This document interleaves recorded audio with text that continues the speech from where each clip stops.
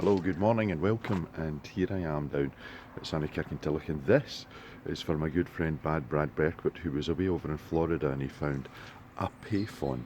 Well, Brad, the kids don't know what this is in the UK either. This is a telephone box, and it was a box in which many of us growing up would go and would phone our friends and press button A if you went the 50s and the 60s, and it was pushing 2 pence in the slot. If you got into the 70s and even into the 80s, I think it went 10 and 20 pence. And now, of course, they are an anomaly on our streets, and that most people don't know what they were there for. I'm going to get into the car because it's a bit cold this morning, but it is interesting the way in which things move on and progress, and how we now see these as a bit of a museum piece. And yeah, a lot of kids don't know what they are. And they were such a massive part of us growing up. So, massive part of us growing up, and over the last 10, 12 years, I've been involved with the United Football Academy, and last night I got a little bit of a surprise. I was asked to go and MC their night, the Player of the Year event, which I did with a great deal of joy, and over 300 people in a room. Massive amount, and I reflected on the fact that when I started and was involved, there was about 4 or 5 of us in a small room at Ayr College where I worked. And the most important thing that happened during that discussion that we had was arguing over the fact that the coffee machine wasn't working. Little did we realise, I think we did, we realised what we were beginning to create and what was going to come. And to have 300 odd players, coaches and staff and volunteers and parents there last night to celebrate the best that we've got in our academy was just fantastic. And they gave me, very, very humbled by being given a trophy for recognition for my time there. Not why we do it. Volunteering and doing something for nothing is about contributing, but I'm not going to lie, it was a lovely little gesture and a great night. So I ended the week probably well enough, and overnight as well, there's a number of things that we're going to talk about, I think, about particularly in the sports, because I sat next to the assistant manager of Ayr United, who used to box and then went into wrestling, and is a great friend of David Brophy and also Billy Nelson, and we got to talking a lot about the value of sports, and particularly Ayr United Football Academy have been involved in a project with the Scottish Football Association that at this moment in time looks as though Ayr United Football Academy volunteers contribute £800,000 per annum, £800,000 per annum in terms of value of their volunteering hours to the local community. And that is not just significant, that's mind-blowing. So, what else this week? I had a week off as Brad was over in Florida buying condos and yachts and all sorts. So I didn't have anything to contribute, but the week before I'd contributed Nigel Benn and a little bit on his, a little bit about his career, but mainly about his comeback, which would have been last night had he not had to pull out because of a shoulder injury. And thankfully he did, and most people who liked Nigel Benn and indeed supported Nigel Benn didn't want to come back. He's 55 years old. Give it a break, Nige. And Floyd Mayweather in MMA. Give it a break, son. You're over 40. It's a brutal, brutal sport. And I'm a massive boxing fan. I don't really understand MMA much, but I have to tell you, it's not just a brutal sport. It's one that's going to damage you severely, because the people who have the respect of everybody in MMA are the ones who've done it for years, done it since they were children, done it and got to a particular level in a particular skill, and then added more skills on top. And boxers have a conceit of themselves. Tyson, get out the octagon, for goodness sake. So, looking at all of that and seeing Nigel Benn making a comeback was just nonsense and absurd. And I'm glad that he's not doing it. He doesn't need closure. He had a fantastic career. The British and Irish Boxing Authority are a group of people for whom I have a degree of respect. And one of the things I'm looking at writing about is, over the last year or so, the shows that they've been putting on and whether or not they have met the standard that most people would expect in terms of their, not just their organisation, but the spectacle. And it's the spectacle that's become important in boxing. And overnight we've had, I think, 2 fights that show definitely that boxing is right there, but a couple of fights that gives us a lot to talk about. One, world champion losing every single round, up until he produces one punch. Game over. It makes the whole division in which he sits hugely interesting, because up to that point, everybody talked about a top 3, and now we've seen at least 2 of them wobble. One losing their belts, one coming close, and a few pretenders hanging about around the rings, waiting for their opportunities and their chances. And will it be Dillian Whyte, for example, who's coming back on the 7th of December after UKAD had found an adverse finding, or so they claimed in an A sample. And he has every right to go back and continue his boxing career because he was cleared to fight Oscar Rivas and he was cleared to fight. So a division that is fascinating. The other division that becomes fascinating is the super middleweight, after a fighter that I think is one of the best pound-for-pound fighters that Britain has at the moment, and yet struggled, really struggled. And Kash Farouk versus Lee McGregor a week or so ago was one where the scorecards were, to my mind, wrong. And listening to the fight last night, I didn't get to see it, I haven't seen it yet, between Ryder and Smith. It sounds as though the wide margin that the WBC champion, Mr. Smith, won by was something that was at best debatable. Highlight robbery, I don't know until I've seen it, but certainly one that jings. We also had Anthony Fowler against Sean Masher Dodds that was stopped after a head clash led to a cut, went to scorecards, and Dodds had been winning up to that point. And I don't know if he would have won the fight, but he got the victory, and it's on his record because of the stoppage. And it's one of those, it's not an anomaly, it's absolutely right, in my opinion, that if you fought for a number of rounds and there's an accidental clash of heads, it goes to the scorecards rather than it's declared a no contest or a draw or whatever. And I think that it's important proper. But what it does do is that if you are a slow starter, you are at a disadvantage. Other things I've written about this week and last was I adapted a piece that I'd done for their advertiser about Scottish theatre and inclusion. And it was pointed out to me a number of things in terms of inclusion. In Scotland in particular, we have the very first deaf acting degree. Guess how many deaf actors have been employed outside of the Solar Bear Theatre Company who were behind the acting degree? None. I know of actors who've come out of that degree programme who've been employed in Sheffield, Leeds, Birmingham, London, many. How is it that Scotland can't follow suit? But I'll tell you something, there's a lot of hearing interpreters get jobs. There's a lot of work being put into accessibility for mainstream theatre for deaf audience, which is not a bad thing, but perhaps it's a box that's being ticked, and rather than an inclusive box, which would allow deaf artists as well as a deaf audience to access the stage.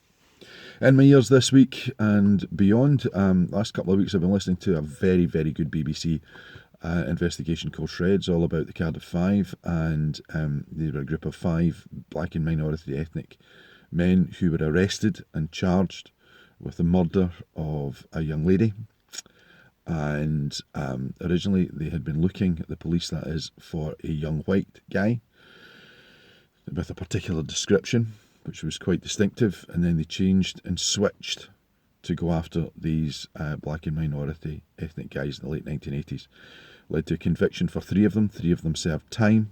They came out, they were found to be absolutely innocent.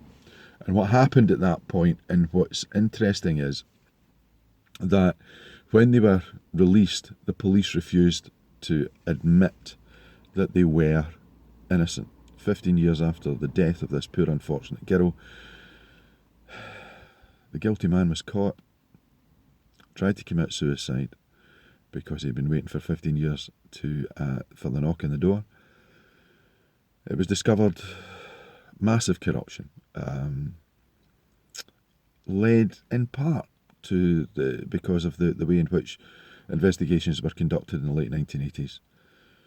The police officers and those who committed perjury were put on trial. The ordinary people who committed perjury were convicted, served time.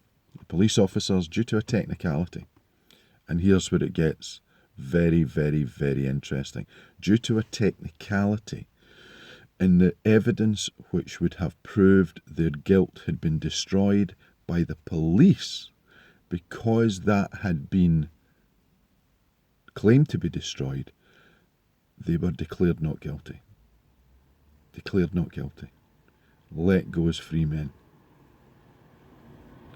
Then they discovered that the evidence hadn't been destroyed at all. Then the men who had been up in court, the police officers, sued because of their ordeal. If you listen to Shred, you'll find out by the end of it whether or not they actually managed to win that case. I've also been listening to Sky's new podcast, Storycast, which has been about the Brinks robbery. Interesting, they still haven't found the bulk of what was stolen in gold, and there's an appeal at the end. If you know where it is, going to tell us.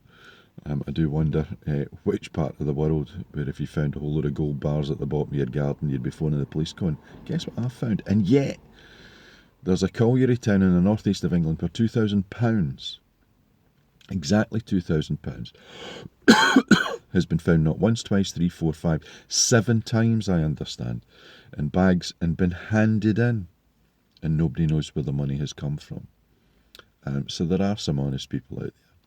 In politics, we're heading towards a general election, and there have been debates this week, single issue ones, or single statespeople. Car crash telly is how I saw Jo Swinson's appearance. And I'm sitting here in her constituency, where she's going to attempt to be elected as the Member of Parliament once more for Eastern Berkshire, having lost it in 2015 to a friend of mine, John Nicholson. She regained it in 2017. I think the majority was over 3,000. So it's not a marginal, but it is one that the sweep of SNP popularity may take up, and so the Liberal Democrats may end up with no leader in the House of Commons as they attempt to be power brokers. One of the things that I've heard from a good friend of mine is that going round the houses, knocking on doors, talking to people, it's the first election that he's been aware of where people have more or less made up their mind. It's not one that there's a lot of floating voters, people who are trying to decide what it is that they want to vote, but tactical voting is coming into play. And tactical voting can be very, very dangerous. A number of pacts have been sealed to allow single-issue Remain candidates for the European elections to stand, or single-issue Brexiteers, Leave candidates from the European Union to stand in single constituencies. And it is the bizarre nature of the first-past-the-post system, which was begun on the basis of corruption and sinecures and rotten boroughs way back in the 19th century, that we are in a position that we're in because we hold on to that idea of a local person getting the votes of the local people to represent their local views in Parliament. But the fact of the matter is that's not what no longer happens, and indeed I doubt very much if it really happened properly in the first place, although there are a number of MPs who would argue very, very diligently and correctly against me that they've done that. I can't mention car crash TV's appearances without mentioning Prince Andrew. And, you know, a career in politics does not beckon for Andrew in any way, shape, or indeed form. Now, in politics and the election coming along, there does not seem to be a universal candidate that people are getting their heads behind, apart from the SNP's Nicola Sturgeon and her. She's not even standing for election, and her MPs are only standing in one part of the United Kingdom. They don't stand in England, Wales or Northern Ireland. So Hobson's choice, it's a real difficult election to call. It's a real difficult election, particularly for people down in England, to decide what it is that they're going to vote. Up here in Scotland, there's a slightly different sort of mix. In Wales, I think it's slightly different as well. Northern Ireland is going to be utterly fascinating.